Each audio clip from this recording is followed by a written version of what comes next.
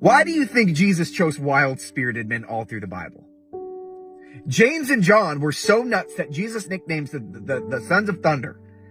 Moses killed a dude, got banished to Midian, and then when God tells him to go back, he says no. David slept with his buddy's wife, got her pregnant, killed off the buddy in war, and God then calls him a man after his own heart. And Jesus chose a ragtag group of 12 teenage fishermen to be his disciples. Oh, and by the way, Simon was a terrorist, Matthew was a tax collector. What are we doing here, Jesus? These are not the first round draft picks, but Jesus spent all night praying for who should follow him.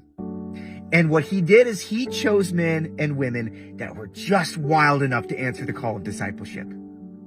Jesus would rather tame a Mustang than inspire a mule. The reason Jesus chooses wild-spirited people is because of that word itself, meekness. That root of that word literally means to tame a wild Mustang. It's not meek as a mouse, it's meek as a Mustang. When the master gets your heart after you've been hustling and grazing in the wildlands, autonomous, and all of a sudden he gets your heart and you put the saddle on your back and a bit in your mouth and you say, Lord, I'll go wherever you tell me to go. I'll say whatever you tell me to say. I'll run 30 miles an hour into battle. And I'm not fazed by the flaming arrows because you got me. You trust him so much. That's when you become meek. And guess what happens when you become meek? You inherit the earth. And guess what? You're not inheriting the earth because it's something that is valuable to you. You're like Moses getting right up to the promised land. And Jesus is like, here's the promised land. And you're like, Lord, if your presence doesn't go with me, I don't want it.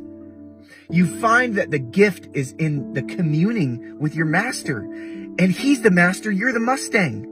When you get to that place where you put it all on the altar, like these men and women did, like these wild ones that Jesus chose, that's when all of a sudden he'll send you on an adventure.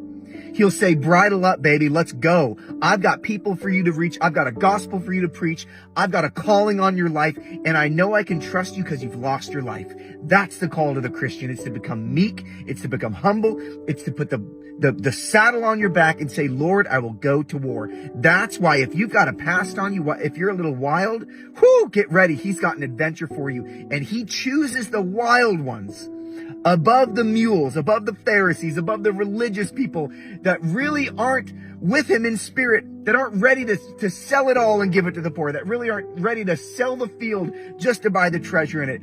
That's why God wants to call the wild ones, because he's ready. If you're ready, he's ready. And he's like, listen up. There's people out there waiting for you. There's a calling and there's an adventure. And I'm right there with you. You put that bit in your mouth and that saddle on your back, and I will take you places you never could have imagined. But guess what? It's going to be costly. It's going to cost you your life. But in return, I'll give you tenfold what you could have ever imagined.